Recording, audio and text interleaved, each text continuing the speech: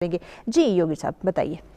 अच्छा जी, मैं सबसे पहले वहाँ से शुरू करूँगा जहाँ से आपने अपना प्रोग्राम स्टार्ट किया था। आजकल मौसम बड़ा ठंडा है और बड़ी सर्दी है और अगले आने वाले चंद दिन जो हैं उसके अंदर भी आपका टेम्परेचर काफ़ी ड्रॉप होगा। यस। तो उसके लिए मैं आपको एक एक्सरसाइज बताता हूँ, प्राणायाम बताता हूँ, ब्रीदिंग टेक्निक, जो आपको अंदर से जो है ना वो वार्म रखेगा।